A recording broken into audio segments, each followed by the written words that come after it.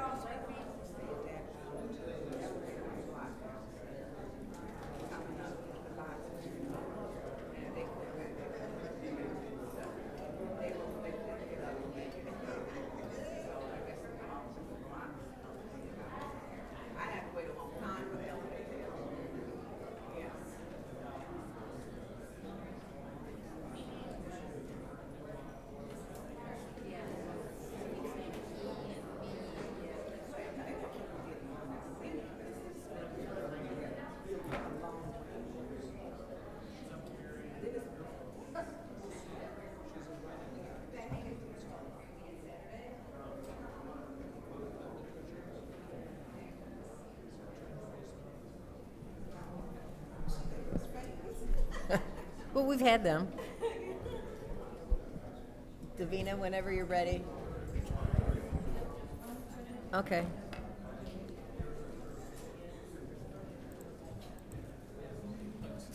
Oh, hurry up.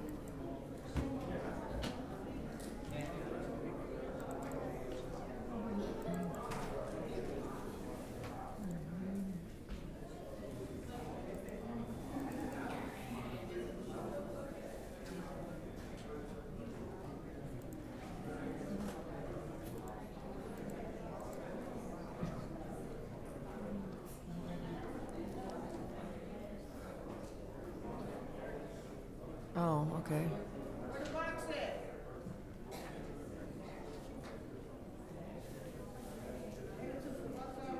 Yeah.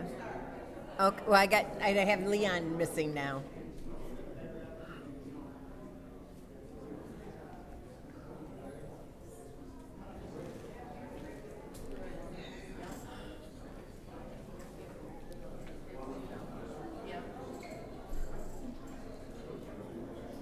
Okay.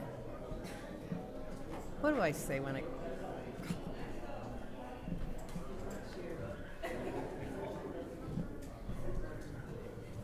Okay. The time is now 4:46, and we have established quorum. Roll call, Madam Clerk.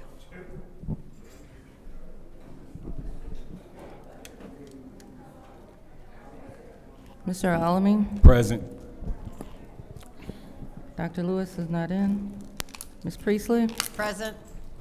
Ms. Winfrey Carter is not in. Ms. Burns? Present. Ms. Mashat is not in. Mr. Pfeiffer? Present. Mr. Jarrett? Present. You have 5 members present. We have 5 members present. Reading of the disorderly persons city code subsection. Any person that persists in disrupting this meeting will be in violation of Flint City Code Section 3110, disorderly conduct, assault and battery, and disorderly persons, and will be subject to arrest for misdemeanor. Any person who prevents the peaceful and orderly conduct of any meeting will be given 1 warning. If they persist in disrupting the meeting, that individual will be subject to arrest. Violators will be removed from the meetings. Are there any agenda changes or additions? Hearing none, we do have a closed session, and Madam City Attorney, if you could address that? Good evening, Council. We have a closed session that the Law Department is requesting pursuant to the Open Meetings Act, MCL 15.268E and H, related to the settlement in the case of Barton versus Neely. I'll entertain a motion to go into closed session. So moved. It's been moved by the councilman in the 8th Ward. Is there support? Supported by the councilman in the 1st Ward. Roll call, Madam Clerk. Mr. Alamin? Yes. Dr. Lewis is not in. Ms. Priestley? Yes. Ms. Winfrey Carter is not in. Ms. Burns? No. Ms. Mashat? Yes. Mr. Pfeiffer? Yes. Mr. Jarrett? Yes. The vote is 5 yes, 1 no. The vote is 5 yes, 1 no. We are now in closed session. That checkbook ready. They're coming.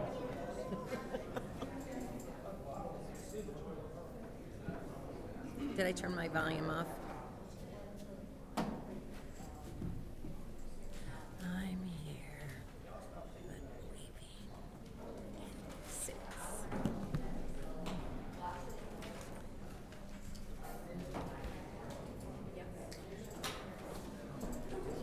Work on my bookmarks.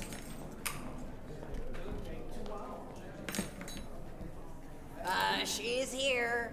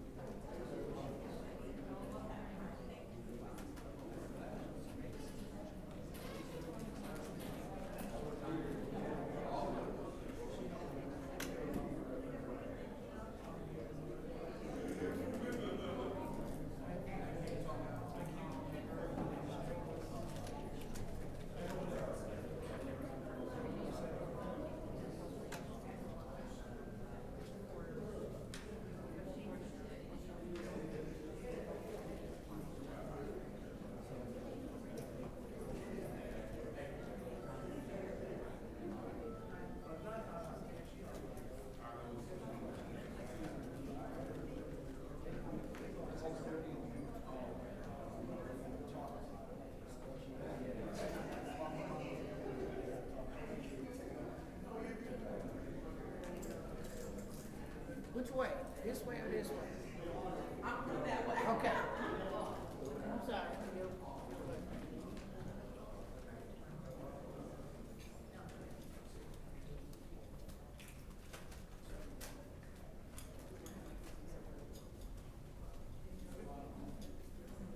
How you doing today?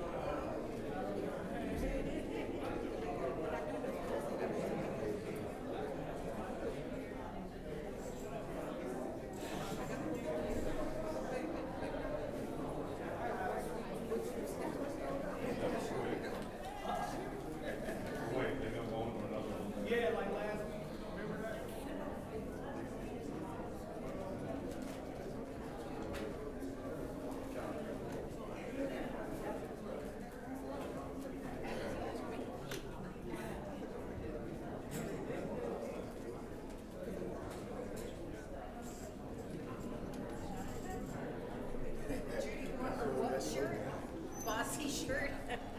Yeah, that's because I'm concert mistress, don't forget. Concert mistresses are the boss.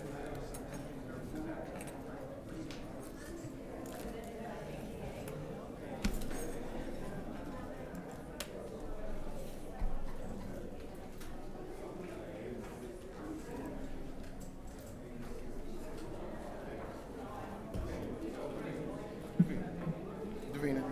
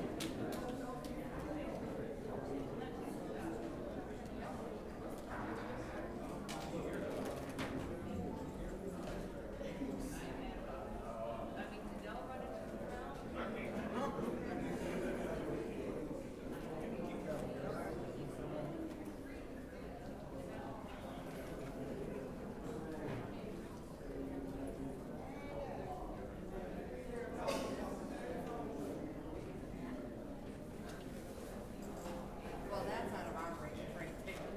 As soon as you said no. I don't know McDonald's one.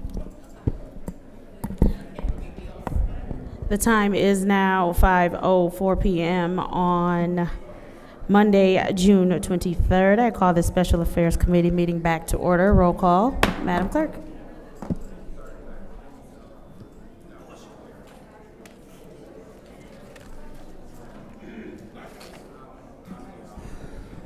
Mr. Alamin? Present. Dr. Lewis? Present. Ms. Priestley? Ms. Winfrey Carter is not in. Ms. Burns? Present. Ms. Mashat? Mr. Pfeiffer? Present. Mr. Jarrett? Present. You have seven members present. There are 7 members present. I want to remind everyone that the disorderly persons city code subsection is still in order. It is now time for public comment. Members of the public who wish to address the city council or its committees must register before the meeting begins. A box was placed at the entrance to the council chambers for collection of registrations. No additional speakers or slips were accepted after the meeting began. Members of the public shall have no more than 3 minutes per speaker during public comment, with only 1 speaking opportunity per speaker. First public speaker, Madam Clerk. The first speaker is Mari Copany.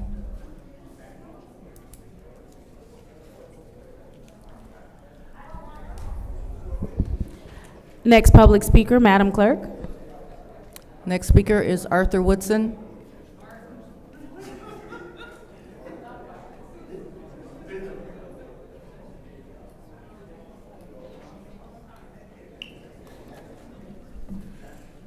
Good evening.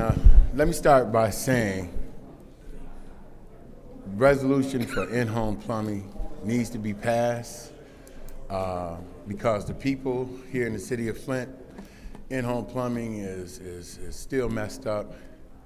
The objective of doing in-home plumbing that we fought for was the state broke it along with the city and the federal government, and no matter how much money they make, it shouldn't be an income-based thing where you have to qualify to get your in-home plumbing done.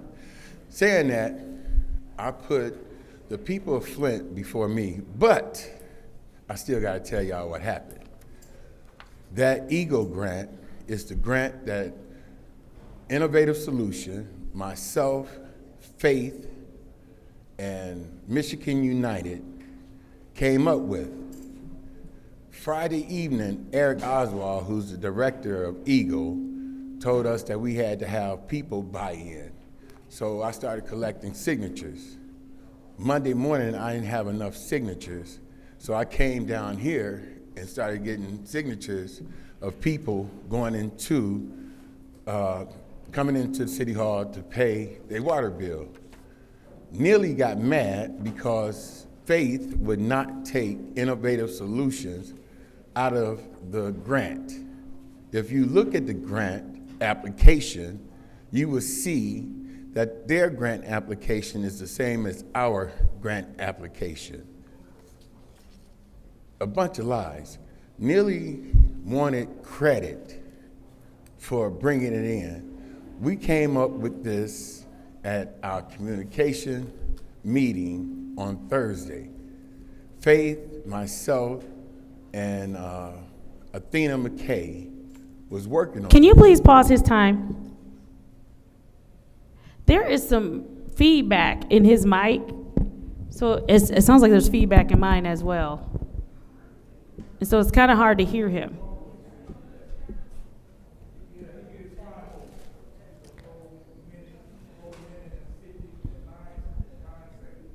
Rich, please stop speaking out.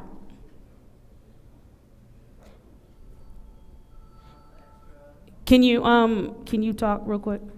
What, you want me to rap? Here's a little something about. All righty. Can we put him at 1 minute? I'm not asking you all not to vote for the resolution because the people here in the city of Flint really deserve and really need. People in the city of Flint deserve and really need their in-home plumbing done, and they need a whole lot more. They need the Flint water crisis settlement money to come out also. That's another thing. Mayor Neely, since you're watching, you had the opportunity to tell them to give the people the money when you gave the $20 million for the city. Now all of a sudden you want to act like you're concerned about the citizens getting their money. It's election time. That's the only reason why you are saying something now. You have been in Governor Whitmer's pocket ever since he's been in office. Cynthia Neely, you could have spoke out and got money for the people here in the city of Flint for their in-home plumbing instead of trying to get $25 million for an organization that does not even exist. Thank you. Thank you. Next public speaker, Madam Clerk. And there's still some feedback in that mic that makes it, when they're talking, it's echoing, so it's hard for you to hear them.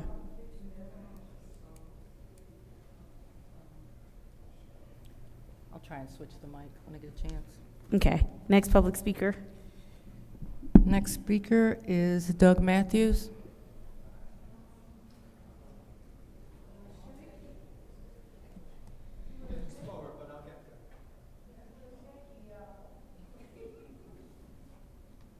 Hello, everyone. My name is Doug Matthews. I'm a veteran and good government advocate from the 7th Ward. I'm here tonight to talk about character, because in the August 5th election, it matters more than ever. LaShawn Johnson didn't get ahead by cutting corners. She works hard, drives a bus, raises her children and grandchildren with love and pride. Point of order. Please pause the time. What's your point? You cannot campaign from the podium. He's not on the ballot. Please continue. Still campaigning. He's not campaigning. He's not on the He ballot. is campaigning. The same way that others come up Point- and speak to the I'm good not works of talking everyone about else. others. Okay, well. Point of order. Your point of order is denied. Well, I'm saying another one. Okay, what's your point? I'm getting ready to pull it up. According to the Flint City Charter, it states,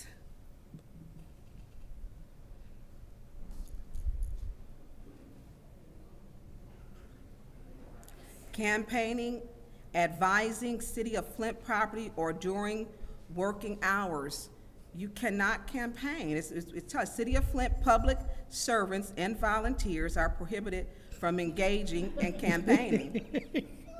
I'm not taking any money from Please, Flint. sir. You said you're a good public servant. All right, Ms. Burns, he is under none of the categories that you described. We will please allow him his time. Madam Clerk, please start his time. Okay, Through you, point of order. Yes. To you, to the city clerk, to the attorney, he is campaigning at the podium for another person. Is that against the rules?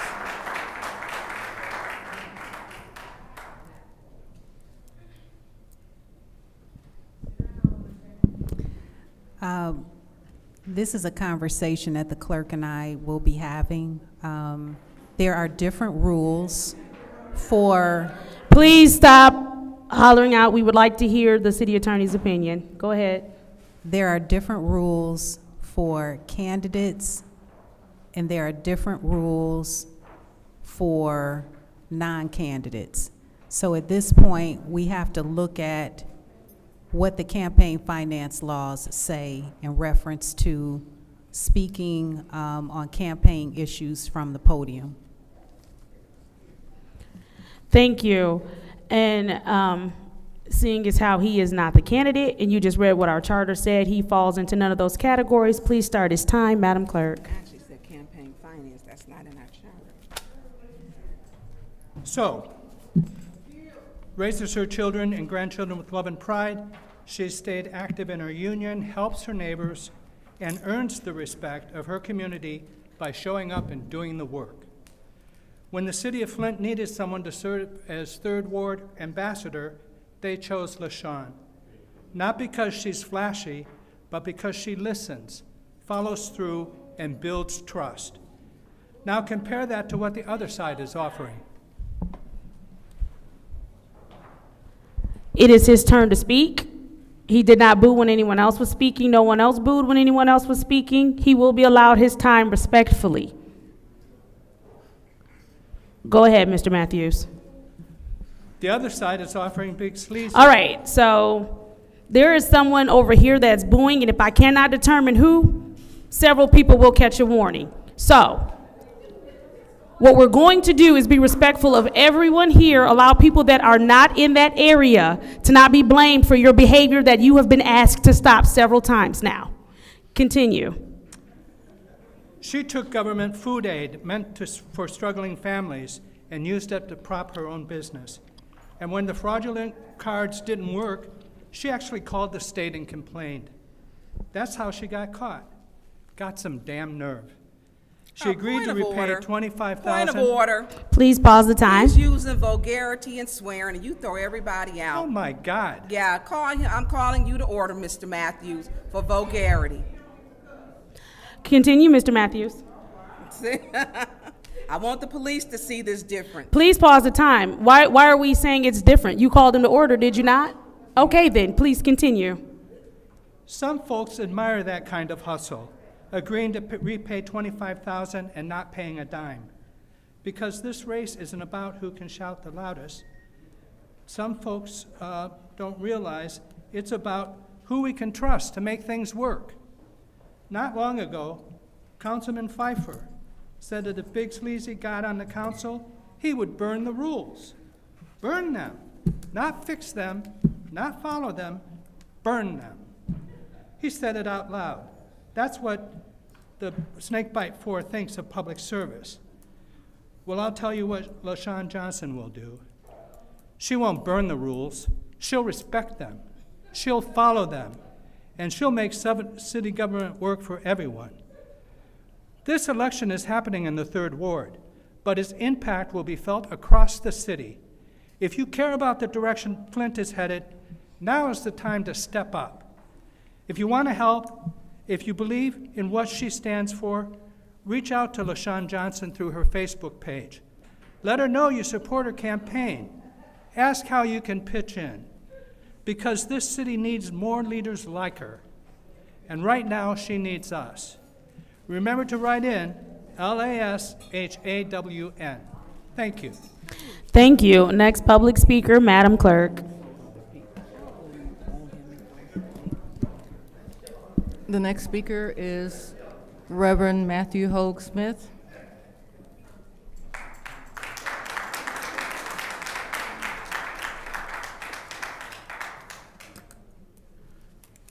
Good evening, Council. My name is the Reverend Matthew Hoke Smith, and I stand before you today again for a second attempt to address the entire Council, to address the opioid and gun violence crisis here in Flint. After you conclude this meeting today, you will head to your month vacation. During this time, given current statistics that I was able to gather, there will be approximately 12 overdose deaths in the city. Under Article 3, Section 303B, this council is explicitly empowered to create special advisory boards, task forces, or commissions as necessary to address the pressing needs of this community. That obligation is not being met, not when we are losing over 100 beloved human beings made in the image and likeness of our divine Creator a year to opioid overdoses, not when gun violence is ending lives in our streets at an unforgivable rate. My demand, again, is simple and grounded in law. The creation of an opioid and gun violence task force fully authorized under Section 3, Section 303B of the Charter. You have the power, you have the authority, and most importantly, you have the moral obligation. But let me make one thing absolutely clear. This is not an ask.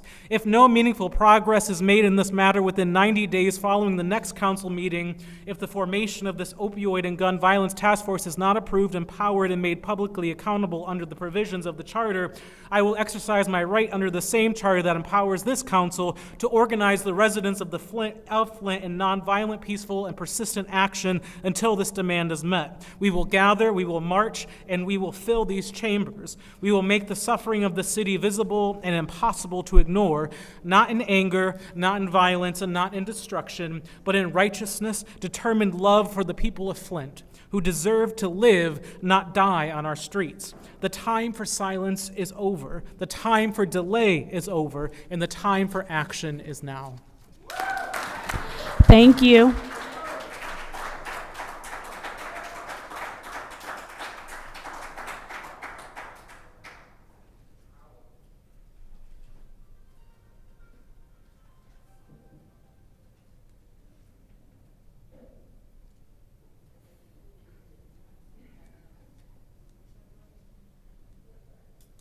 That's not going to cause feedback, right, Madam Clerk, with them being on next to each other? Not yet.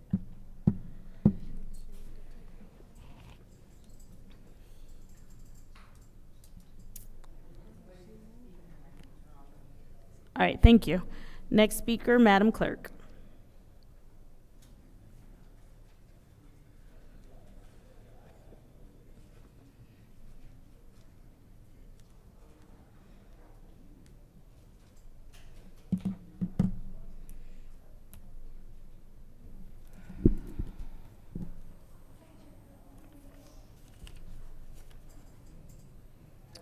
I'm gonna have to skip that one. The next speaker is Amy Heckenroth.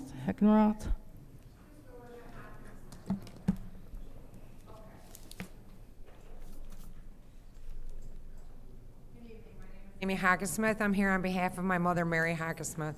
We seem to have some departments that aren't communicating very well between the fire department, the city of Flint, water department, the building and safety inspection. You sent a bill to her house stating that 1630 Wyoming Avenue had a fire on April 30th of 2022. It has not had a fire. I have been helping my mom in this situation. You know, that's what her children should do. I spoke to a Jasmine Green at the administrative department here for the fire department just down the street. I spoke to her 4 different times. She never returned my phone call after the second time I spoke to her. I called and called and called, and apparently she took a year vacation. Then she came back, they sent another notice. I said, wait a minute, I spoke to you. So I'm here to fight that. I have the paperwork necessary that says there was no fire at this address, and I would greatly appreciate that someone on this board call the administration building and tell them to rescind the bill that I have and not send it to collections. I'm not saying this in a threatening manner or being rude or ignorant or disrespectful. If it does not stop, it's classified as harassment. And when it becomes harassment, I'm gonna have to take a different course. So I've done everything I'm supposed to do. I've contacted every department to the point I was at the city attorney's office because I'm following my chain of command, and I have a letter, which I only made 7 copies. I apologize. If you guys would like one of these, it states right here, record request 25-1024 has been closed. The closure reason supplied was, your request has been denied. The item does not exist. I've been to every department. So who can I get with after this to have this taken care of? Can you hand that paper to the city clerk, please? Do you just want just one? No, I mean, if we run out, we can get copies. Can you just hand her what you have? Yeah, yes, ma'am. I thank you, and I want to tell you guys, it's been 37 years since I've had to stand before the City of Flint Council. The last time I stood here was for the fight for the fire department on Western Road, and I appreciate that because they have done an awesome job. But on the other hand, to hear the disrespect, and I appreciate you addressing that, I have never in my life, and you wonder how our children act like the foolishness. I thank you for handling that. I do. Thank you so much.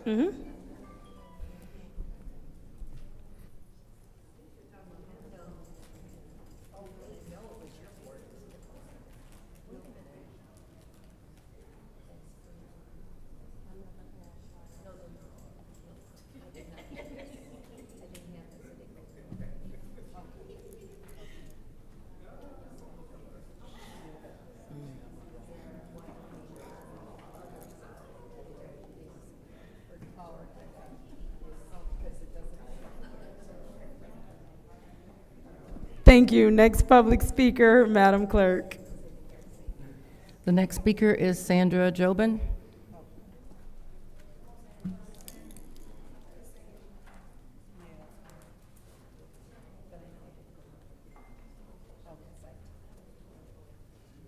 Good evening.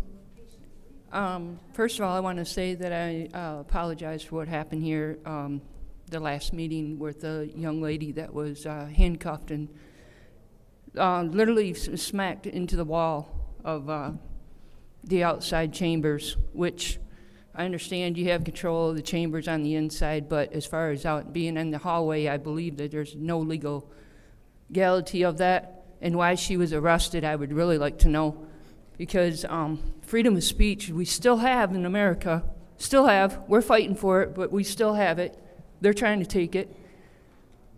And she has every right to call anybody anything, and vulgarity is not one of the things in your charter that you have the right to shut somebody down for.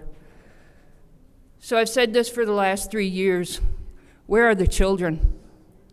This whole thing is all about the children and what we're doing for these children. There's children being sexually harassed, sexually mutilated, sexually and worse. They are being human trafficked. You talk about not wanting masters and all this other crap. I'm so sick and tired of that. You've never had a master. You've never been enslaved. It's just, you're trying to cause a race war, and it's not going to happen. It's not going to happen. Because if you remember right, the first one that was assaulted was a elderly woman that had her shoulder replaced. And it won't even come back up here because she feels that there's a target on her back. The police brutality goes from white to black to Mexican to Muslim to whatever. And I stand with the right police because I do have police officers that had lost their job after 20 years because he said the right thing. He said what was going on. And he lost his job over it. So I've asked the police officers, I'm sick and tired of hearing, I'm just doing my job. That's bullshit. Ms. The job Jovin? becomes Ms. Jovin, please pause your moral. time. Ms. Jovin, please watch your language. Continue.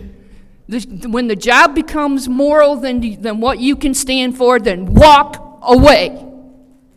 Walk away. You had that woman handcuffed. She was not going anywhere, and you slammed her to the freaking floor. That is ridiculous. And I hope she sues for everything you guys have and more. Thank you. Next public speaker, Madam Clerk.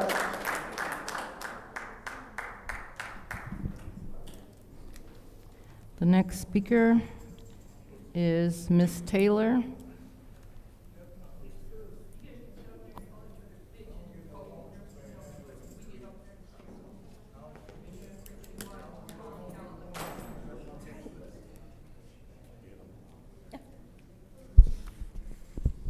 Thank you, Flint, for showing up. After being slammed to the floor, being handcuffed, I feel that was something that happened to me as well. I'm wanting the police to understand that they have a moral values. They do have moral values that they're responsible for. At the last council meeting, we waited for over 2 hours without an apology. So when I came in today, there are 2 elevators downstairs that were being blocked on the floor where the police take all of the residents that they don't like, and they held it up, which prevented us from being able to use the box. Is this all a plan? Where is the maturity about all of this? And why are you taking the box 1/2 hour prior to even starting the meeting? Why? Why? $25,000 for JobCore, and I'm going to say versus a roof at my house using ARPA money. The University of Michigan said that they would house those students, those participants at JobCore. Oh, and let me say, vote for AC Dumas or Miss Biggs. And let me add, I too would like a hot water heater from the ARPA money. And by the way, vote for AC Dumas or Miss Biggs. And I could just go on saying that, vote for AC Dumas and Miss Biggs. Vote for AC Dumas and Miss Biggs, because I am not a candidate. So I can campaign from this mic. Vote for AC Dumas or Miss Biggs. I would like new siding on my house, new windows, new doors. I would like those things. And oh, by the way, vote for AC Dumas or Miss Biggs. And again, Flint, thanks for showing up. That's what we have to do so you can vote for AC Dumas or Miss Biggs. And we're not playing with words like ambassador like it's happening downstairs. We don't play with words like this. This is our community. We don't play with words, but you can vote for AC Dumas or Miss Biggs. And when you come up, say the same thing, because you're not a candidate. So vote for AC Dumas and Miss Biggs. Just keep voting for them. And then when we get some respect by not being held in hostage for 2 weeks like last 2 hours like last week, and then again this week, nobody says, we're sorry, we shouldn't do that, because you can do that shit at the end of the Please council pause our meeting. time. Please pause our time. Ms. Taylor, I'm going to ask you to vote please for watch your AC language. Dumas So what and we're Miss not going to do Biggs. is talk when Vote you're, for AC that's your Dumas first and Miss warning. Biggs. That's Vote your for first, and AC that's your Dumas second and warning. Miss We'll see you later. I hope You I are never removed from see this you. meeting. I hope I never You are see removed from this meeting.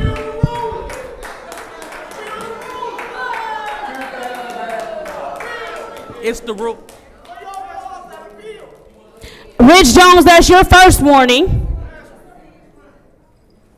Don't handcuff her. Leave her alone. We know how you guys throw people against the wall.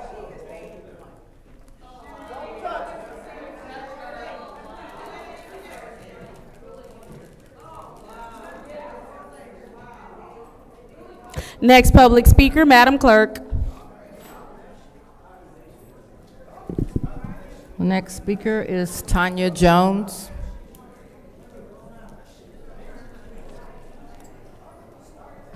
Tanya Jones.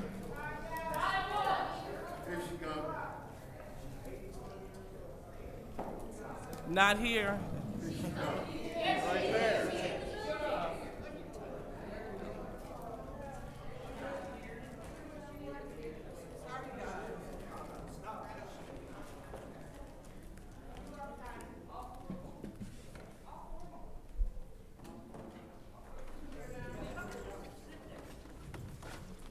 Good evening. I'm Tanya Jones. I'm advocating for my son that's addicted to meth. I'm not here by choice, but I'm here by a blessing, because my son opened me up to what's going on in Flint, Michigan. First of all, my son was subpoenaed for being groomed by John Cole, which his court date is July 1st. And I'm gonna be there. This is who was working for not Eric Mays, okay, because I miss Eric Mays and he's on my mind, he's a blessing. But for y'all, Mayor Neely, this is who, I don't even know the man's name, Neely had working for him. Y'all want to push summer programs, make sure y'all look the backgrounds of what's going on and who's y'all hiring. He was right there for him. My son was subpoenaed. Now my son is on meth and been on meth for 6 years, which he had full-blown sickle cell.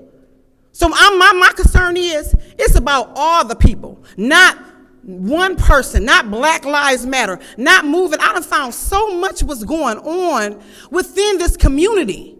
And I've been going through it. You know what I'm saying? But I'm not going nowhere. I've been told not to come here. I'm so grateful that Savage came and held the same sign up for me. And she got arrested. But you know what? It's in the Bible. Sometimes bad gotta work out for the good. Some things gotta mess up to be good. This is just part of life. I didn't expect for my son to be on meth.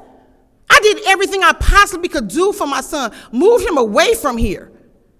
And it's just so messed up that y'all do not care. Every time I'm talking, y'all looking down.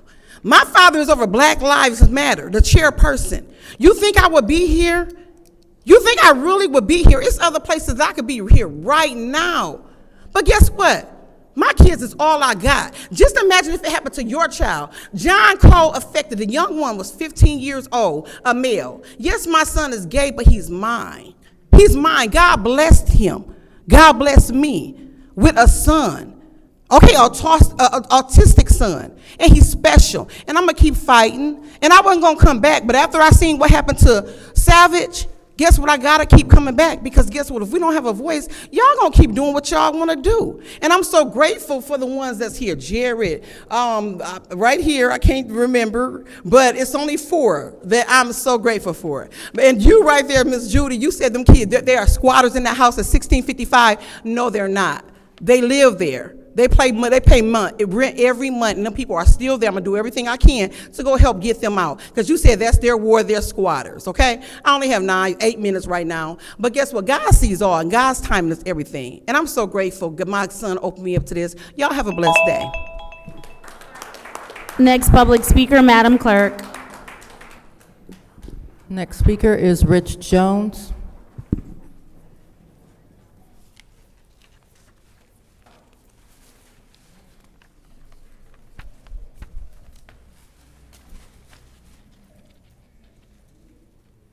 How y'all doing today?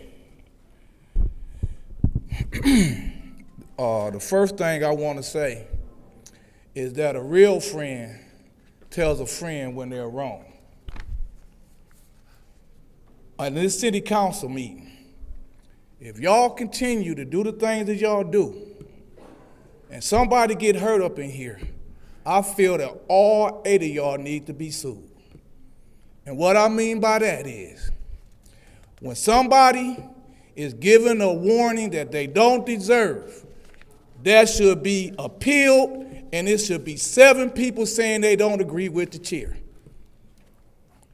When somebody that you're cool with come up here and deserve 2 warnings, before the police is called to escort them out, all 8 of y'all is supposed to ask that, especially the ones that get along with them, hey, cutie, you know we good, but you know you did wrong. You know you gotta go.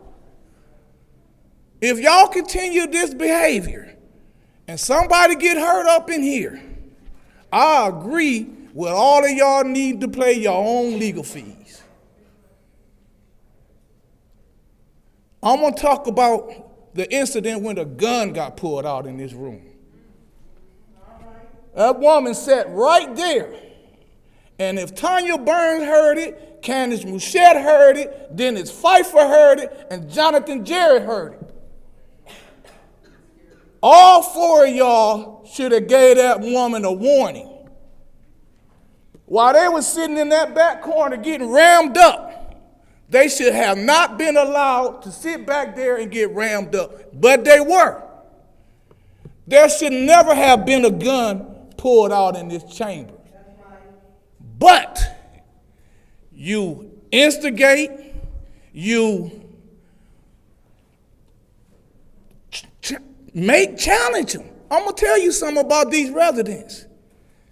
It's going to be residents come up here that speak that you like, and it's going to be residents that come up here and speak that you don't like, and all of you guys are going to get attacked. If you keep behaving in this manner, somebody is going to get hurt up in here. And the blood is on all 8 of y'all hands. Once again, all 8 of y'all should have the power to give somebody a warning, and all 8 of y'all should be willing to give somebody that deserve a warning, and all 7 of y'all deserve to stand up and tell the chair you are dead ass wrong. Thank you.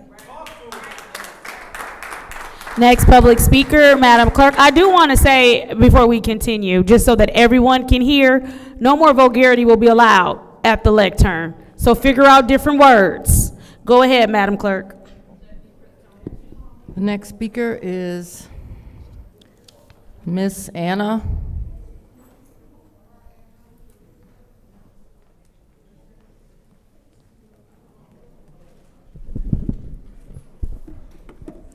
Good evening. My name is Anna, and I'm an advocate based in Washington, D.C. But tonight I speak from the heart as someone who cares deeply about the youth and the families here in Flint. I didn't need to be born here to see what's happening. I witnessed youth riding in private garages, racing on rooftops, smoking weed, not out of rebellion, but out of neglect. What's more upsetting than their behavior is the silence that surrounds it. Flint has received millions in grants intended to help young people, but the question is, where is the impact? Who is watching how these 501c3 organizations are using these funds? Because what I see is a generation left behind. This is a city where schools have closed. Teachers are underpaid, mental health support is nearly non-existent, and there is a lack of specialized programs and based in safety in schools. Meanwhile, the shadow of Flint water crisis still looms large. This crisis didn't just poison the water, it poisoned the future. Research shows that math scores have dropped and special education needs to have risen. The trauma runs so deep that even children who weren't directly exposed to the lead are still suffering from the psychological, social effects of anxiety, depression, stress. All of these impacts on how students learn, behave, and connect. Let's be clear, this hasn't affected everyone equally. Black children, low-income families, and young boys have been hit the hardest. The trust between families and public institutions has been eroded, and now some school systems that have failed them is overwhelmed and underfunded, fighting to support special education students without the proper resources. Yes, there's an effort in motion settlement funds, community programs, and a growing network and support, but this is not the time for slow fixes or surface-level solutions. We need transparency, accountability. We need investments that actually reach the classroom and the community. We need leadership willing to stand up and say, we will not let another generation fall through the cracks. I may be from DC, but this is personal. When any child is left behind, we all fail. And the young people in Flint deserve better now. Next public speaker, Madam Clerk.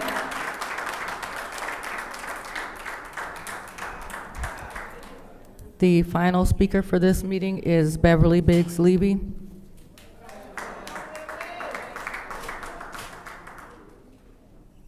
My name is Beverly Biggs Levy. I'm running for the 3rd Ward City Council seat.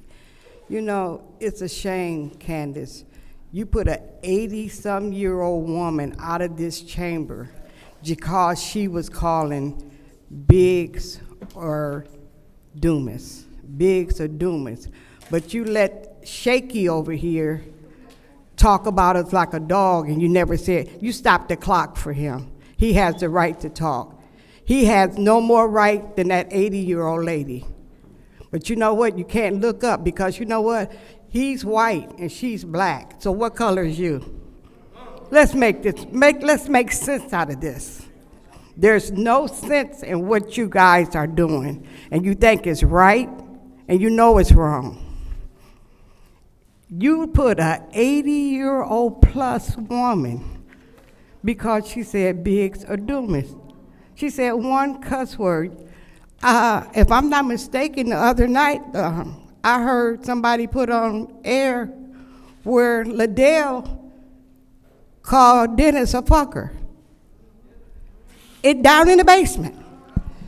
I wish I had that tape. Ma'am, I literally said to everybody, no more cursing at the lectern. Literally just said that before you got up there. You need to tell your second ward lady that. I just said before you got up there that. Tell your second ward your lady time is that. done. I don't have a problem with that. Have a blessed day, because you're going to be wrong too. Seeing as how that was the last public speaker, it is now time for council response. Members of the council who may respond once to all.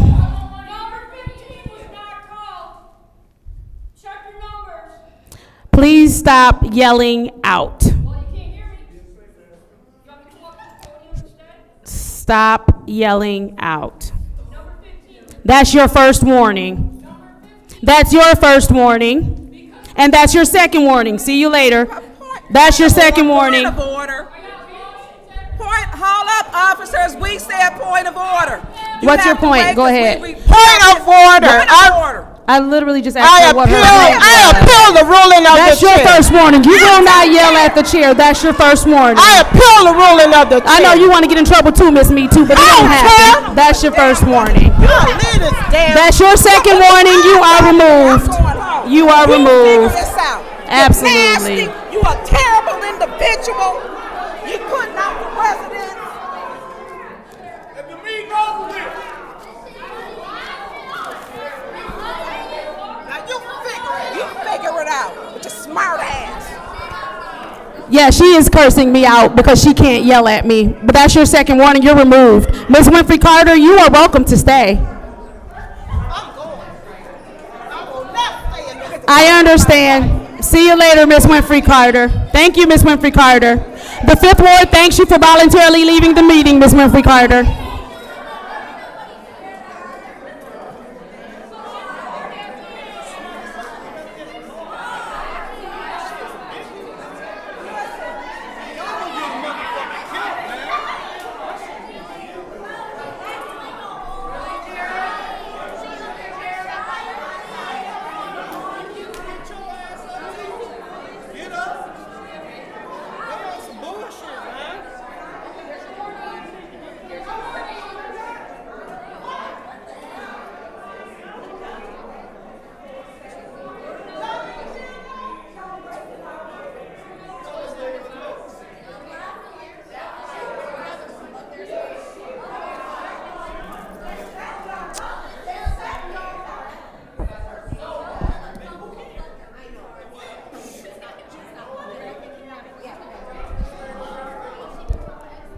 It is now time for a council response.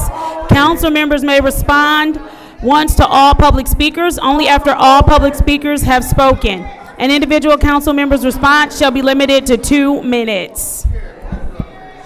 Is there anyone who wishes to speak during council response?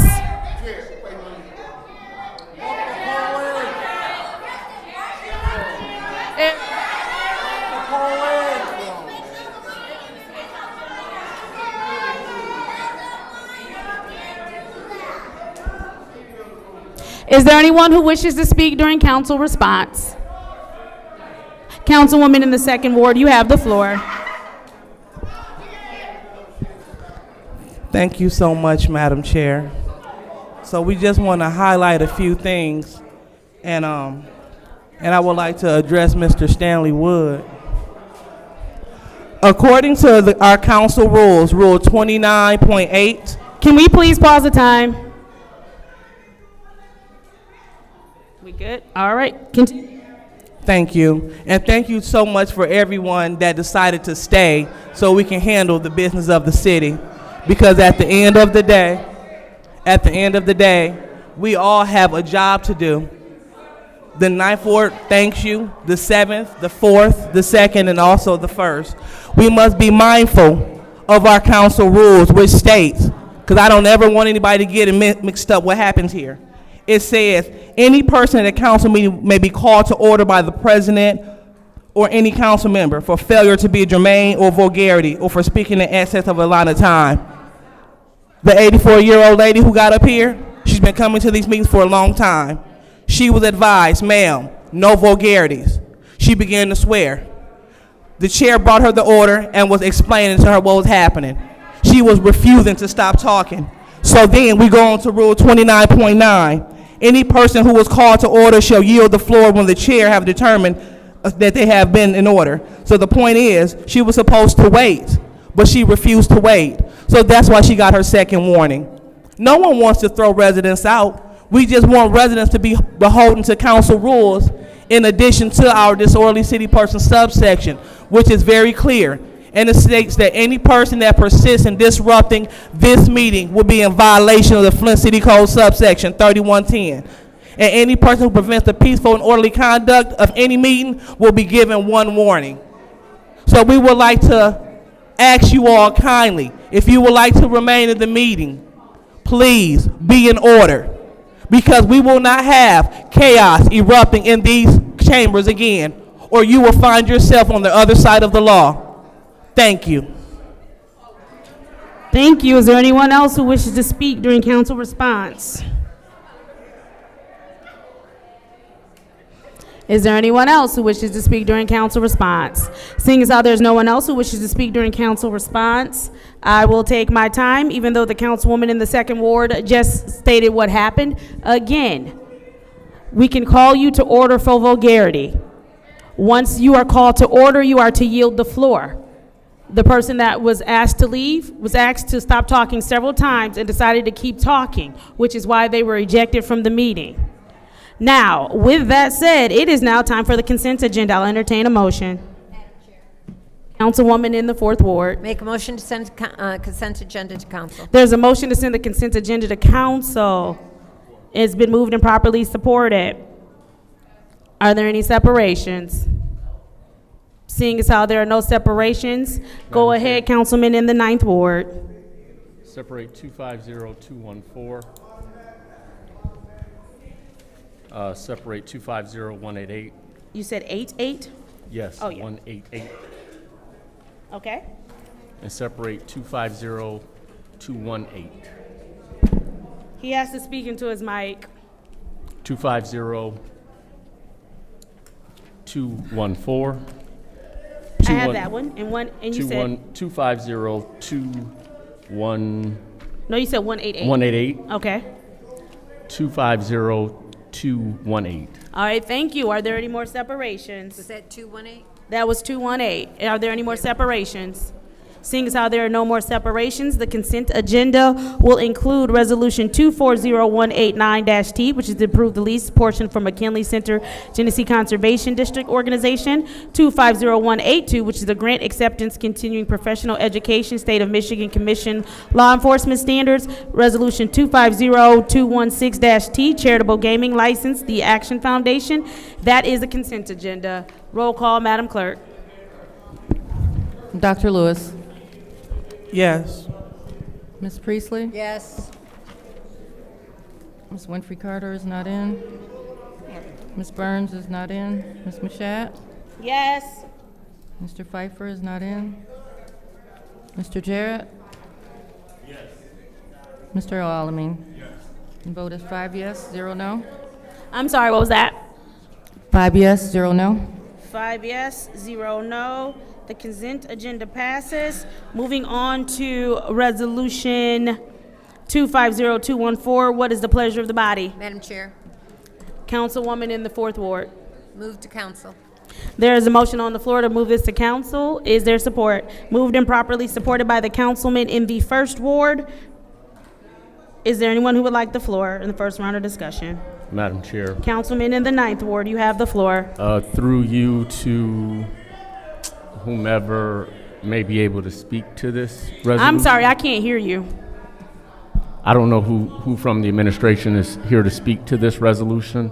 Is there someone available from the administration able to speak to the 2025 operating millage for the City of Flint downtown development? We can't hear either. It's too much noise in the hallway.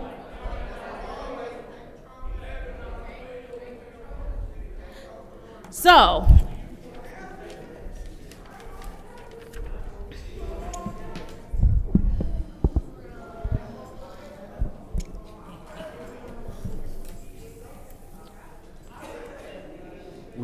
We do or don't?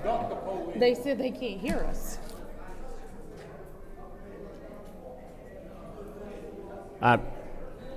Is there someone here from the administration that is able to speak to this resolution? This is the resolution for the Downtown Development Authority millage.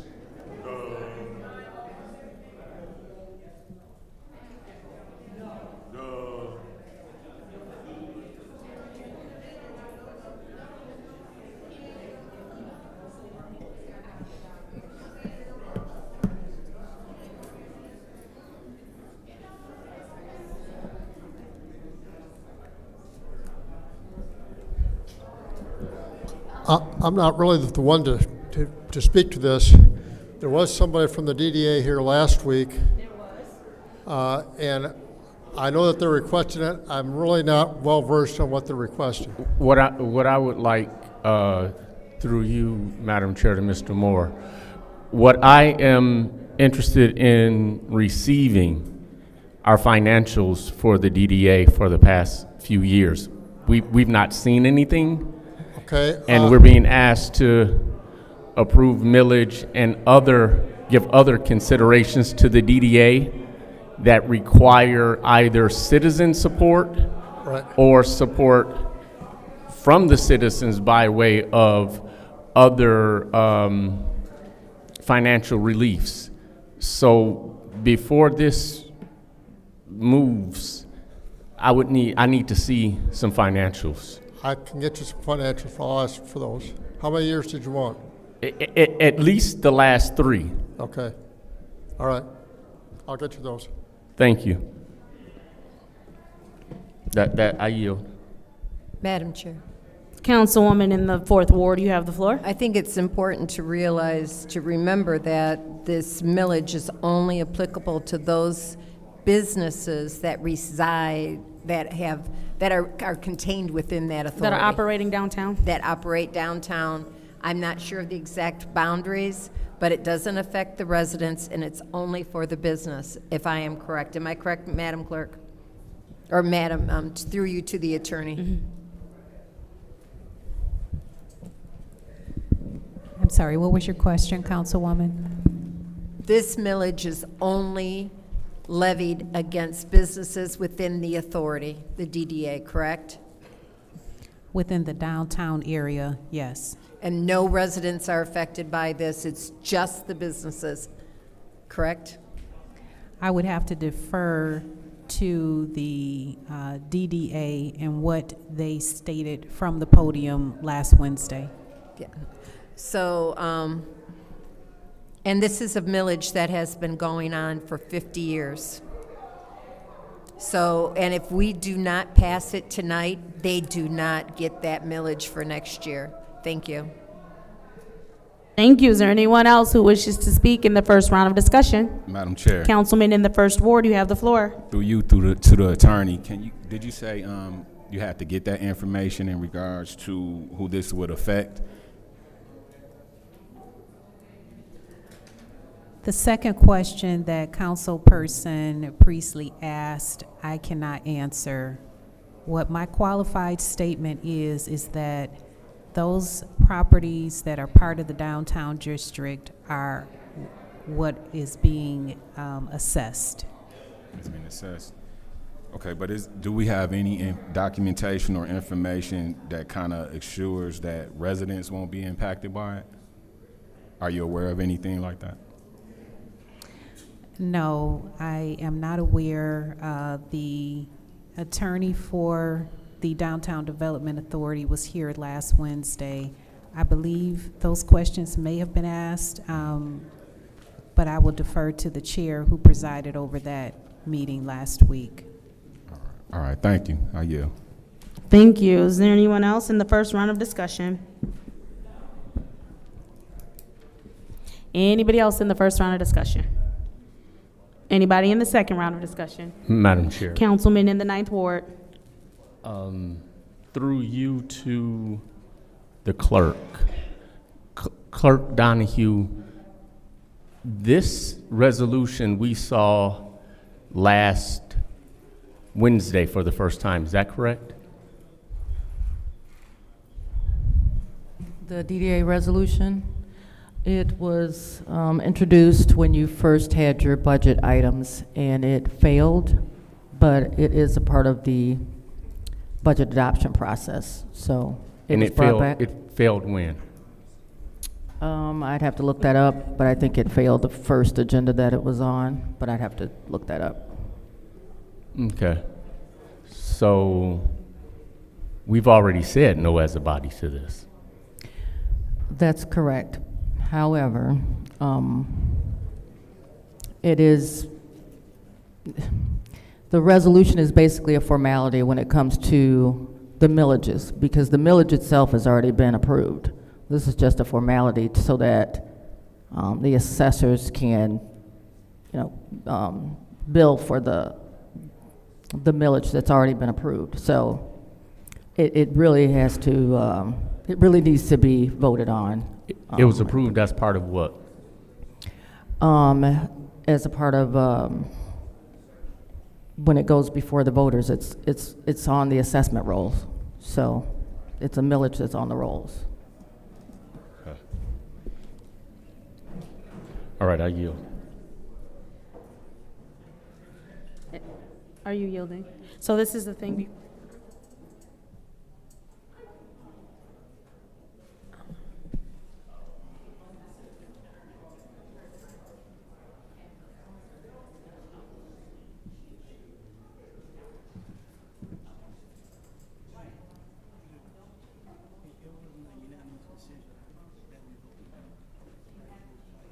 No, it was 4 and 4. Or 3 and 4.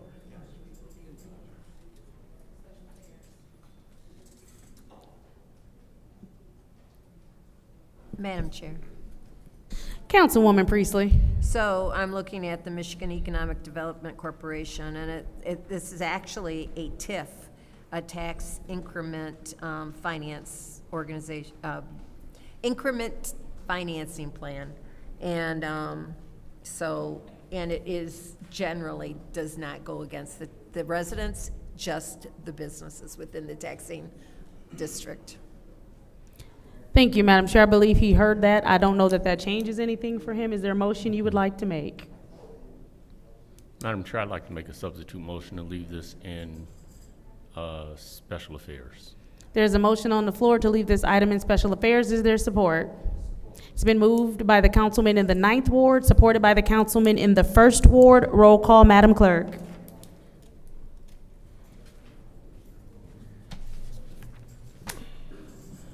Ms. Priestley? Is not in? No. Oh, there you are. I'm sorry. It's due now, yeah, no. Ms. Winfrey Carter is not in. Ms. Burns is not in. Ms. Mashat? No. Mr. Pfeiffer is not in. Mr. Jarrett? Yes. Mr. Alamin? Dr. Lewis? No. The vote is 1 yes, 4 no. The vote is 1 yes, 4 no. We go back to the original motion. Councilwoman Priestley, will you explain what's happening? I'm sorry, explain what? Explain what's happening. What was it? I like. Oh, is it still my turn? My time? Oh, okay. So, the reason why I voted no to keep it in special affairs is because the tax bills are printed in less than 2 weeks. And we will not be coming back to council for almost a month. Those tax bills will be printed without this millage. So the DDA will not be collecting this money. And if they don't collect the money, I believe, through you to the city attorney, are we not responsible for any costs that they might need to have covered? The city? We would have to look into that, but the DDA is a separate entity from the city of Flint. So I just, yeah, Mr. Moore? Mr. Moore. Do you know that? Or you probably couldn't hear, right?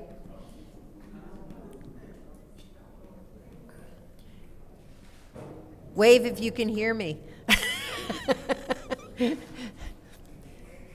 If we are not collecting the DDA millage, what is the date that we have to have it on our tax bills? Oh, we normally send out tax bills about July 1st.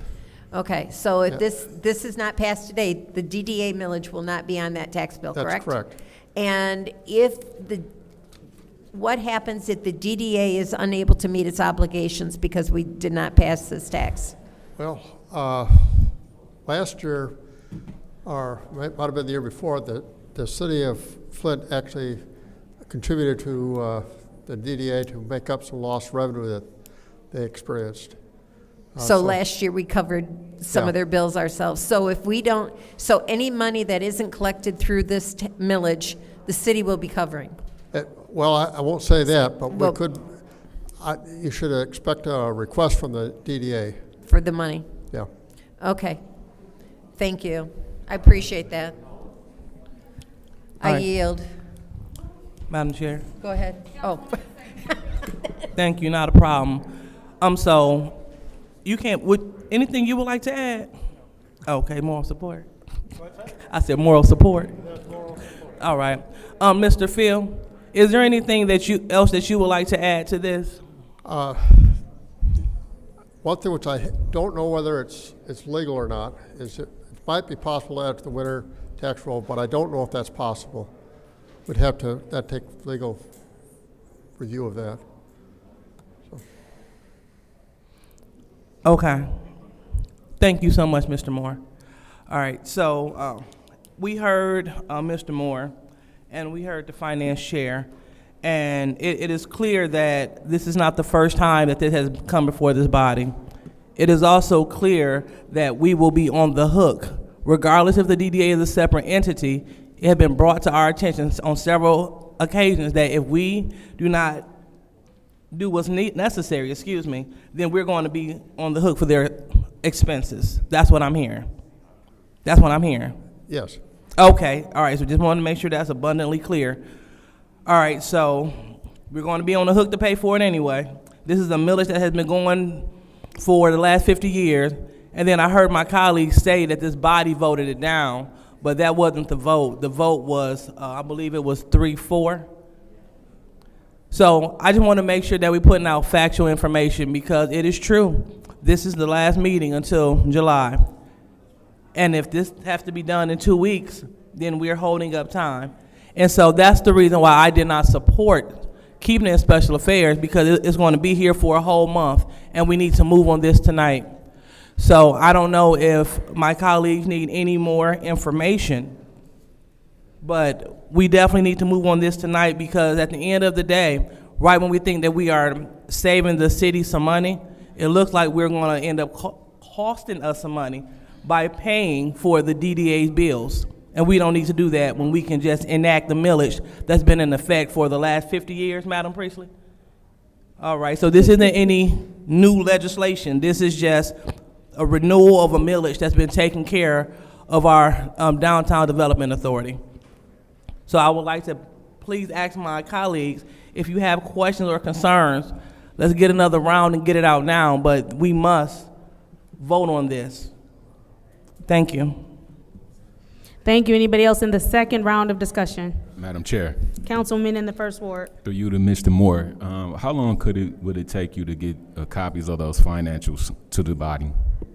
The financials that was asked by Councilman in the 9th Ward earlier?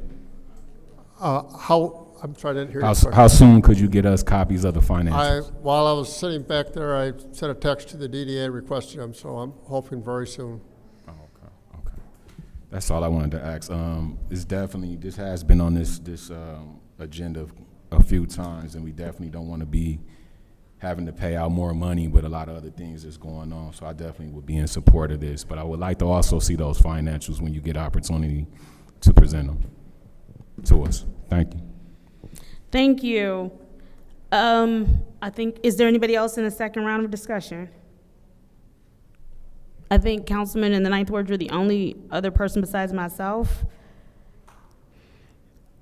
All right, so seeing as how, I will go ahead and take my time. So the only thing that I will say is, Madam Clerk, can we, for our own records, get an official email sent to Mr. Moore that we want 3 years of the financials?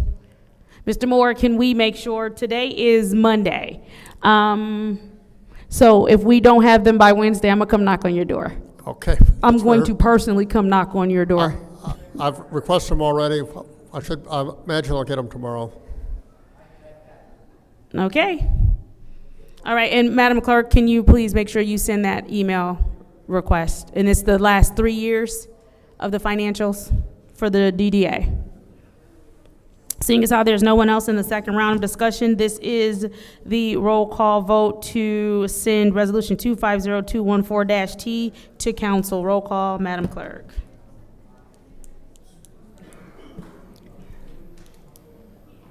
Ms. Winfrey Carter is absent. Ms. Burns is absent. Ms. Mashat? Yes. Mr. Pfeiffer is absent. Mr. Jarrett? Yes. Mr. Alamin? Yes. Dr. Lewis? Yes. Ms. Priestley? Yes. The vote is 5 yes, 0 no. The vote is 5 yes, 0 no. That resolution moves to council. Moving on to the next resolution, which is 250182-T. Oh, I'm sorry, no, wrong one. 250188-T, which is the approving of the $25,000 emergency funding Flint Genesee JobCore Center. What is the pleasure of the body? Madam Chair, Councilwoman in the 4th Ward. send to council. Support. It's been sent to council by the councilwoman in the 4th Ward, supported by the councilman in the 1st Ward. Is there discussion in the first round? Councilman in the 9th Ward, you have the floor. Someone from the administration that can speak to this resolution? Seamus? I don't know, who else is there? Oh, Ms. Ward is here. Okay, there she is. There she is. Oh, that's a cute dress. Good evening. Good evening. Through you, Madam Chair, to Ms. Ward, can you provide us update? There was a court matter. Can you provide update on where we are with that? Yeah, so to date, the hearing they had last Wednesday did not render any results. I talked to Ms. Nataki today, who is the Career Development Director at JobCore. They are still at a pause. There is another hearing that they have on Wednesday. So the last update is they're still waiting to see what happened. At least from the location here, they now have 90 students that are back on site. They still cannot be removed, and no movement can happen for them right now. Thank you.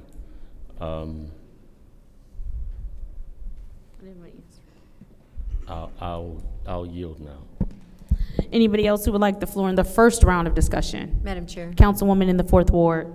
So instead of the minimum amount, we now have 90 back? Correct. So when we first came to council, there were 15 left on campus because all of the other students had to leave.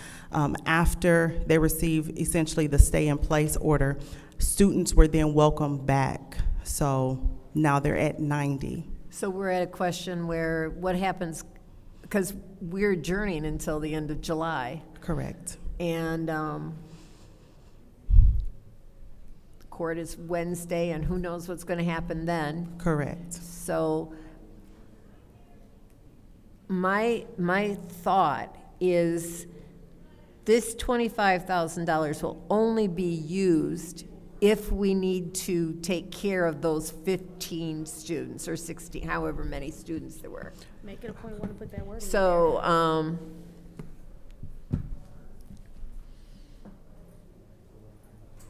I think I'm going to amend this resolution to include verbiage that says only for unhoused, for students who do not have alternative residences. Or do you want it for the original 15? So, This is difficult to decide how to word this.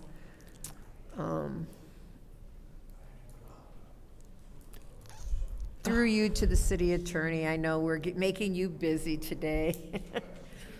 What would be good verbiage to add to this resolution so that it's, if the courts rule that these centers can close, that we're only going to take care of those students who have no other place to go? and that this money is to be returned to wherever, well, it can't leave from It can't be the spent. account. It cannot be spent unless those students need it. If it does, if the students do not need it, then the resolution is.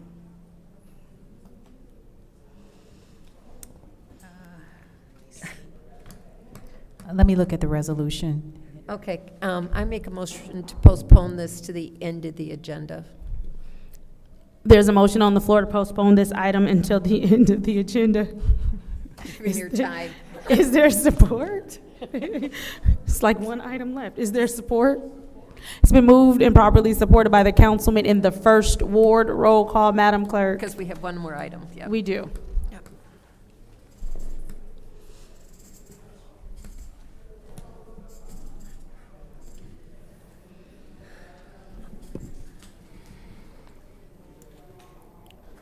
Ms. Burns is absent.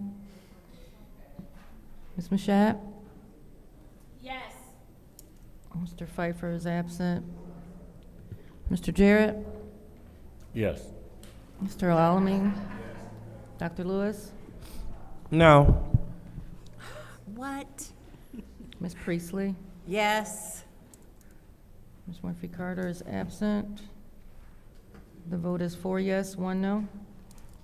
The vote is 4 yes, 1 no, so that motion fails. We're still in the first round of discussion. Councilwoman Priestley. I'll wait till the second round to see if I get the language. Is there anybody else who wishes to have the floor in the first round of discussion? Madam Chair. Councilman in the first ward. For you to Ms. Ward. Ms. Ward, are you, let's say if they rule in the next couple weeks in favor of supporting JobCore, which we're hoping, is it anything already in place before we try to make an amendment that you may be aware of, like any funds that's not being used for those students that's remaining needing housing and things, that those dollars will automatically come back to the city? There is no funding that I'm aware of. So just, again, the $25,000 was what the city would put up to pay for housing temporarily for those students. U of M Flint allowed us to have space in their quarters, but we would foot that bill. No other funding is in place. And even with the students that returned, it's not a guarantee. Some of them are, just for point of clarity, they are in the process of trying to maybe finish up their program or even graduate so they can move on to other places. Still have the Housing Authority on standby that had mainstream vouchers for them, but those students have to have a disability of some sort in order to qualify. So there are other just resources that are taking place, but everyone is on standby. Thank you. That's all. I yield.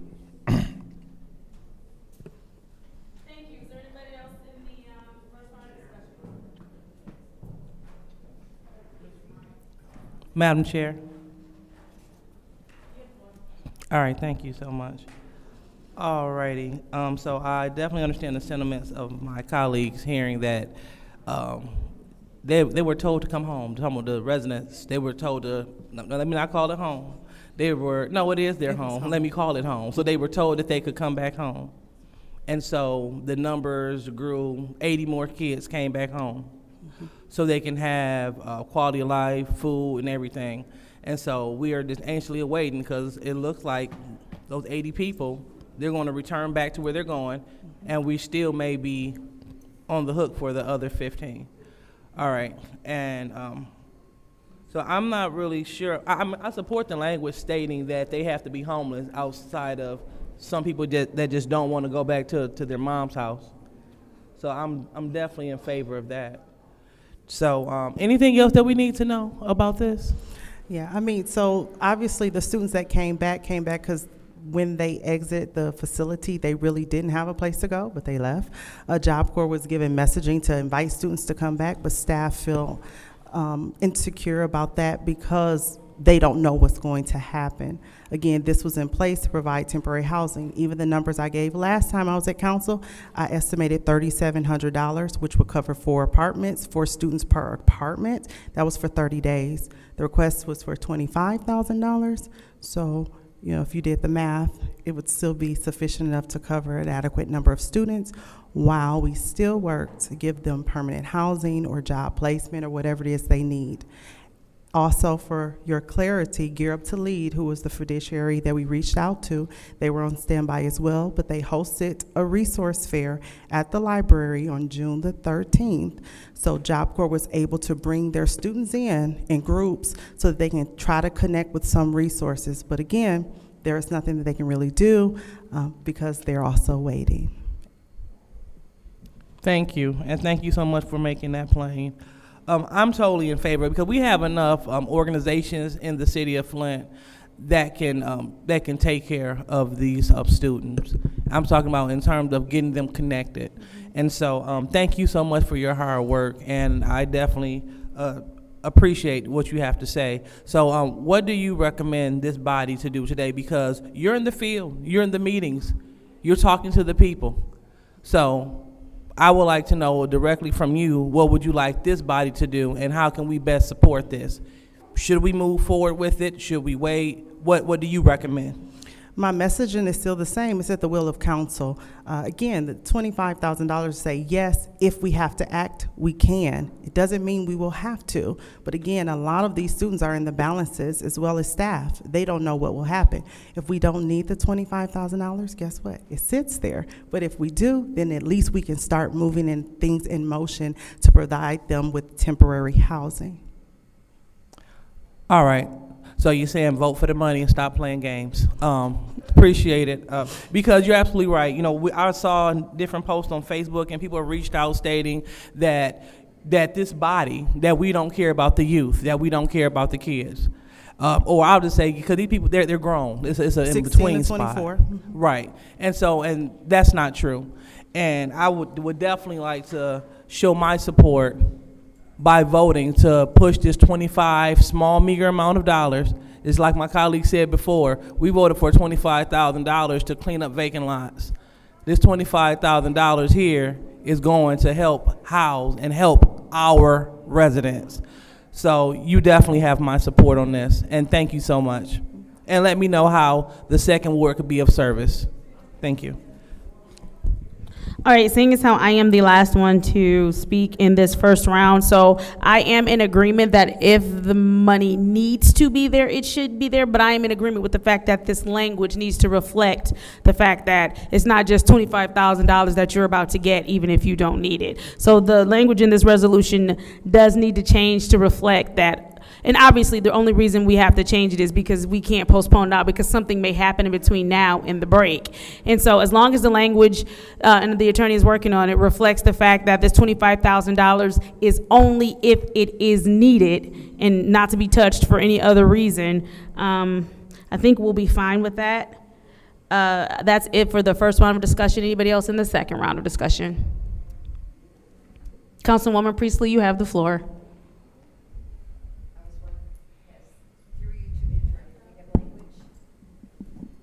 Yes. Could you read that for me? So, under your "it is resolved," you can add another paragraph that says, "It is further resolved that pending a federal court ruling, that funding be utilized only for those unhoused students who need adequate housing. Okay, I'll make that motion. I'd like to make that amendment. Oh, are we saying the original 15 that we budgeted this for? The ones who remain unhoused is what it's got, right? Yeah. For the unhoused students. Yeah. But are we saying the It 15? should be just the 15. It's just the 15, correct? Okay. All right. There's a As- motion on the floor to accept that language. Is there support? Supported by the councilwoman in the 2nd Ward. This is the roll call vote to change Resolution 250188-T to 250188.1, adding the language that was provided by the city attorney. Roll call, Madam Clerk.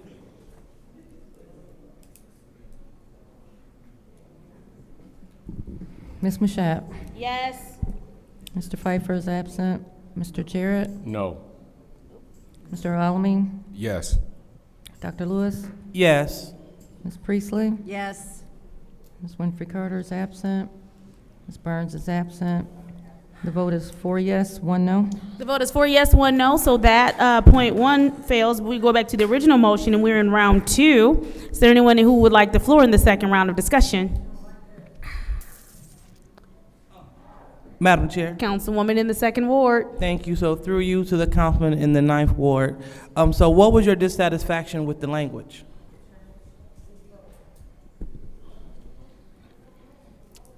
At this point, there are a lot of variables that are not solved for. And I believe if it came to it, this could be one of those things done like some other things are being done without the approval of council. So, you know, it's under 75,000. If they want to make it work, but I'm not approving this tonight. Okay, so I'm through you, Madam Chair, to the councilman in the 9th Ward. So what are the variables that you're talking about? At this point, you can call for the vote.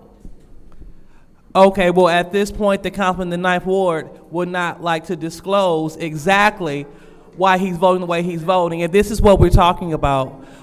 It's not about us doing things in a cookie-cutter fashion, but it's about us taking care of our young people here in the city. And who's yelling out? This is ridiculous. Now, we're trying to teach the younger generation how to act, but we want to come here and clown. This is ridiculous. Going back to the councilman in the 9th Ward, I'm asking the councilman in the 9th Ward, he said he's not going to vote for it tonight. Well, fortunately, you have a home to go to tonight. Fortunately, you're not homeless. Fortunately, you have a job. These young people, they're trying to get skills. They're trying to get their life on track because the government done pulled their safety haven. And so to hear that we refuse to vote on this tonight is basically slapping those people in the face, saying that they don't matter. And then stating that the mayor would just do whatever he want to do with it. It is our duty. Request for information. Okay, what's your request? Do I have the same one vote that you do? I didn't hear it. I didn't hear what he said, not like it mattered. The point is, our job here is to do 3 things. It is to make ordinances, it is to provide funding, and it is to advocate for residents. We're here advocating on behalf of our JobCore family. That's what we're doing here. The second piece is we have money to move so we can make sure they're okay, that they're housed, that they have what they need. And so not acting tonight is definitely a dereliction of duty because this is what they voted us to do. But I'll let the 9th Ward deal with you on that. As far as Ward number 2, I support this, and I support JobCore 100%. And I don't take for granted going home to my house, having a place to stay, having a job. I don't take that for granted. And so I would like for the JobCore students to have the same. So this will have my support regardless of how my colleagues decide to move. Thank you. Thank you. Is there anyone else in the second round of discussion? Seeing as how there's no one else in the second round of discussion, I will take my time. So what we have going on here, again, it's just one of those things where it is unfortunately an uncomfortable situation that none of us asked for because it was a federal government decision. I think that we all want to make sure that we are taking care of the residents who have that concern, and at the same time, we all want to make sure that we are being responsible with the city funding. I think two things can be true at once. And so, as my colleague stated in the 9th Ward, because this doesn't look like this is going to pass tonight, it will have to be a decision that maybe the mayor will have to make if something happens while we are on break. Roll call, Madam Clerk.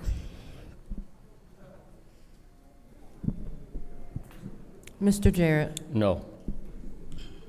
Mr. Alamin.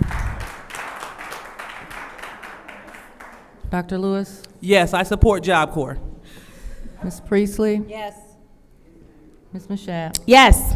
The vote is 4 yes, 1 no. The vote is 4 yes, 1 no. Resolution 250188-T approving $25,000 emergency funding for Flint Genesee JobCore Center has failed. Moving on to Resolution 250218-T, which is the prevailing wage standards for city-funded construction projects. What is the pleasure of the body?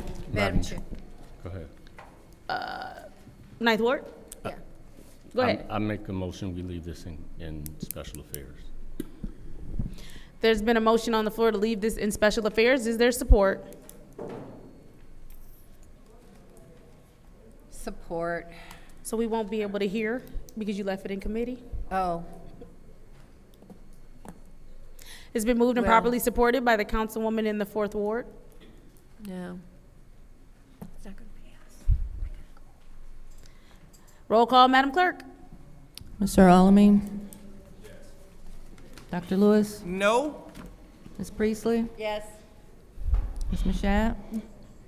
What are we doing? No. Mr. Jarrett. Yes. The vote is 3 yes, 2 no. The vote is, I'm sorry, what was that? 3 yes, 2 no. The vote is 3 yes, 2 no. So that motion fails. Is there another motion?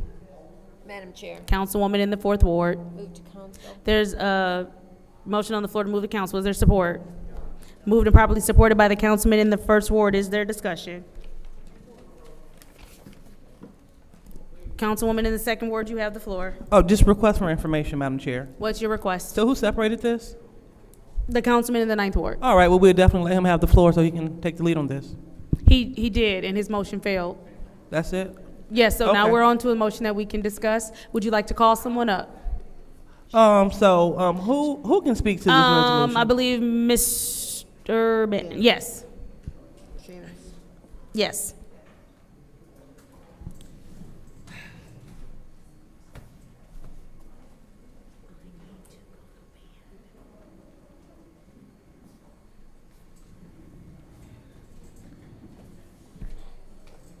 I missed who called me up, sorry. I'm not sure who called me up. Hi, not a Okay. problem. So we are talking about the prevailing wage standards, right? Yep. All right, so can you just inform us why we need to vote for this? A couple of things. This has come before, and there's a bit of a change in the resolution, just a word change, because the last time it came up, I believe the councilman in the 8th Ward had an issue with one of the words, and that was the word may. So you see in the be it resolved portion, it no longer says that the city may, because the quote unquote his term was that was shady. So we replaced that word may with shall to be more affirmative about the actions that the city would take when it comes to prevailing wage. So that's what I really wanted to highlight. All right, thank you for that. And so why is it important that we pass this resolution? Because it looked like that our colleague didn't want to vote for it. So why is it important? Is it mandatory? Well, I'll say, is it important that we pass it tonight? I mean, we are just looking for fair wages for workers when it comes to construction workers. We're looking for fair wages for our residents. We believe by offering prevailing wage, it leads to more disposable income, which means it will impact the economy better. Where people have disposable income, they use that towards goods and services. So that's what we're advocating for with this. All right, so we're advocating for fair wages for local residents, so when they receive jobs, then they will be paid an equitable wage. That's what I'm hearing. Correct, yes. And it's not something new. It's what others are doing. The county has prevailing wage. The other cities have prevailing wage. And we just want to make sure that the workers that work in the city of Flint have a fair wage, equitable wage. Okay, so making sure I'm hearing what you're saying. You're saying that other municipal workers, other areas, they haven't acted the fair wage. And so we're a little behind the 8 ball. And so this will help us with our policies and our standards here in the city of Flint to ensure that we all can come to the table with a fair wage. So other places have done this, and we're bringing this to Flint so we can catch up. Yeah, and it aligns us with state and federal standards. So Michigan Public Act 10 of 2023 requires prevailing wage for state construction projects, and the federal Davis-Bacon Act mandates them for federal public work. So we're trying to bring Flint back up into established standards. Correct. Okay. So we're basically setting a standard so we have a prevailing wage, so our workers here in our city that we are commissioned to take care of in the city of Flint, that they will have a fair wage for a fair day's work. That's what I'm hearing. Yeah. All right. So it definitely sounds like a no-brainer to me. And is this something that that I'll say that our union brothers and sisters that they support? Again, I haven't spoken directly to our unions myself, Okay. but yeah, I mean, this is again for workers. We just want to make sure that residents, workers in the city of Flint have fair wages. That's what this is for. Thank you so much, Mr. Shamus. I appreciate it. And I would love them to have a fair wage too, because again, we need taxes. We need property, we need bill money. So I mean, we need for everyone to receive all of their money so they can pay all of their bills, so we can have a functioning municipality. We must catch up in Flint. At the end of the day, we got to stop being so antiquated in our methods, in our thinking. We got to scale up, level up. And so if other towns are doing this to ensure that their residents have a fair wage, we'd be remiss not to get on board. This isn't hurting anyone. This is only helping workers. And it makes no sense for us to go against this. It's hurting no one. Only person that is hurting is poverty. And it is our goal to stamp out poverty, but we can't do it without smart legislation and resolutions. And so this would be a great idea. And I encourage, if any of my colleagues have any concerns, let's reach out right now. But we should be passing this so we can get it going on council so we can move on. Thank you so much, Mr. Shamus. Thank you, Madam Chair. Is there anyone else? Madam Chair. Councilman in the first ward, you have the floor. Through you to the speaker, does this tie into Section 3 guidelines with this fair wages and so forth? I really can't hear you. I'm sorry. Does this tie into like the Section 3 guidelines in which a certain percentage of individuals locally have to be hired for these type of construction? I'm not sure. I'm not versed on Section 3 guidelines. I'm sorry. Okay. What would be I would like to just add one thing, if that's okay. I forgot to say. This did exist in the city of Flint before, and it was emergency manager was the one that got rid of it. So it's not like, again, we are trying to get up to normal standards, but it's something that was here before the city of Flint. Thank you for sharing that. Thank you. I'm a big advocate to make sure Flint residents get opportunities for like jobs and things, and prevailing wage could really help people come up out of poverty. So using Section 3 guidelines, that was a big part of that, so definitely. My other question, what's your thoughts on if this was to move forward, how would this help with job retention and stimulating the economy? Well, there's research that shows that it leads to better job retention, less people leaving jobs. It impacts positively in the economy. I know a lot of people that are so quote-unquote against prevailing wage say it impacts small business. Well, there's a lot of research there that says that actually small business and local businesses get positively impacted by this, because again, we're giving more disposable income. That disposable income is used towards goods and services within the community. So it's only, again, I will use the term no-brainer, like the councilwoman in the second ward said. I believe it is a no-brainer. I believe it's something that we should do for our residents for sure. And again, to catch up with other cities around us in the region that are doing similar. All right, thank you for sharing that. That's it. Thank you. Is there anybody else in this round of discussion? Anybody in the second round of discussion? All right, seeing as how there's nobody else in the second round of discussion, I'm gonna just take a few seconds just to simply say that I am in support of this. I do understand the importance to make sure that people are making livable wages, especially now that we're coming up against even harder economic times. I think that, you know, we lead by example, and so one of the ways that the city can lead by example is making sure that we are paying people good wages. And with that said, May I just re-clarify one thing, if that's okay? Because I still have time. I just want to again reiterate the councilman in the 8th ward, when this was brought up in April, was concerned. His main concern, he said he would like to see this passed.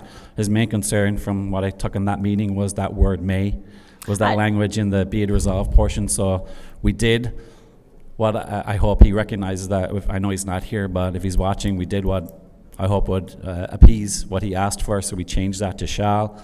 To ensure that. I mean, I do recall him, stating that the wording was shaky. Like you said, unfortunately, he's not here to see that the wording change that he wanted to see has happened. All we can do is count on the 5 members that are here today to make a decision.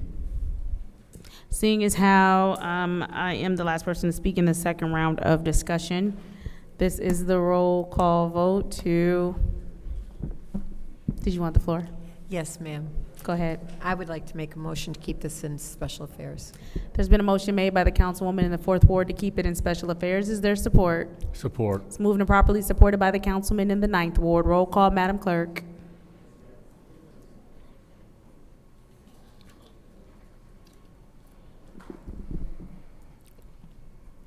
Dr. Lewis? Yes. Ms. Priestley? Yes. Ms. Mashat? Yes. Mr. Jarrett? Yes. Mr. Alamin? Yes. The vote is 5 yes, 0 no. The vote is 5 yes, 0 no. This resolution stays in special affairs. Motion to adjourn. There's a motion to adjourn on the floor. Is there support? So moved and properly supported by the council. Moved by the councilwoman in the 4th ward. Properly supported by the councilman in the 1st ward. Roll call, Madam Clerk. Ms. Priestley? Yes. Ms. Mashat? Yes. Mr. Jarrett? Yes. Mr. Alamin? Yes. Dr. Lewis? Yes. The vote is 5 yes, 0 no. The vote is 5 yes, 0 no. The time is now 6:39 p.m. on Monday, June 23rd. The Special Affairs Committee meeting is adjourned. With 5 minutes before we start City Council. No more.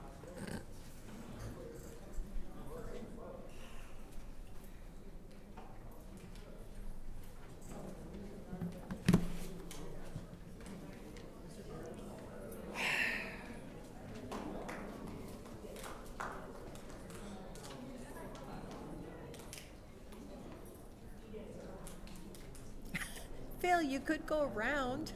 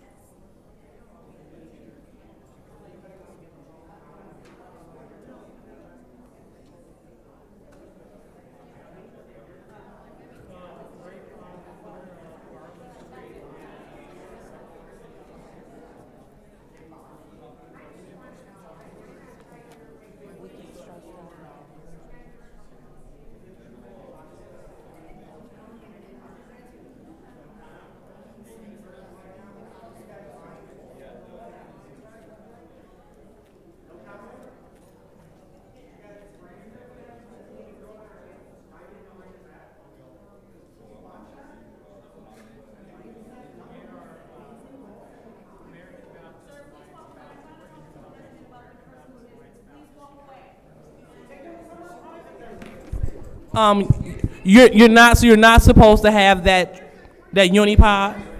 Again, you're not supposed to have the unipod. All tripods, unipods go back there in the camera area, just so you know, okay? All right.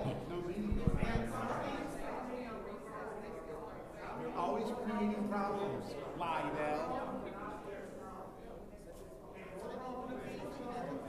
Shut your damn mouth.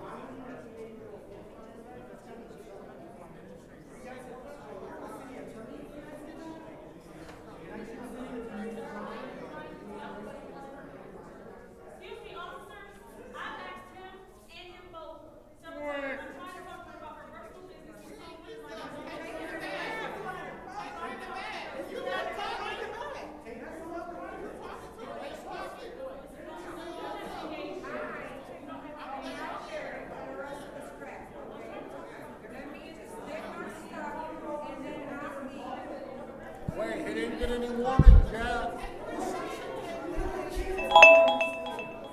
All right. Now we have to get Lydell. Now we start the shit. All right. There's disorderly conduct right there. She's the poster child.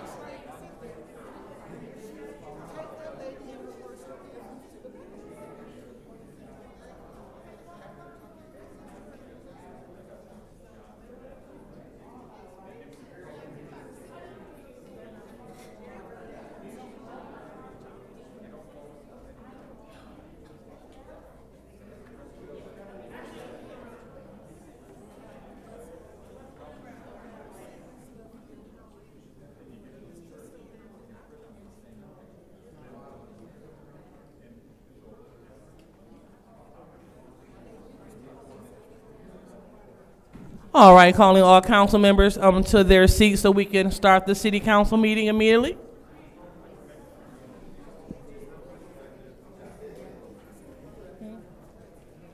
I do not.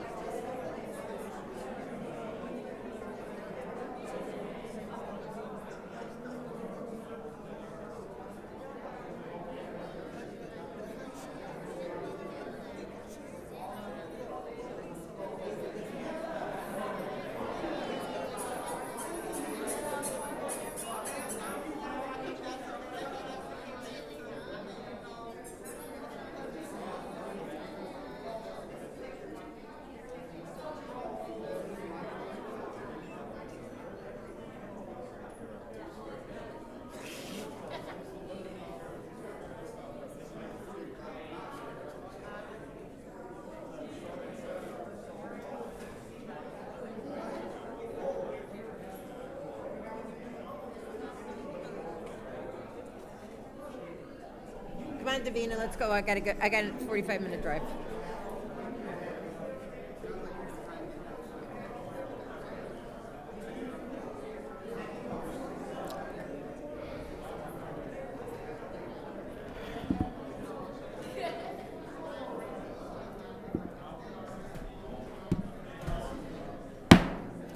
It is 6:49 p.m. and I am calling this City Council meeting to order for the purpose of electing a City Council President in accordance with Section 3-201 of the Flint City Charter. Before that, I will take the roll call.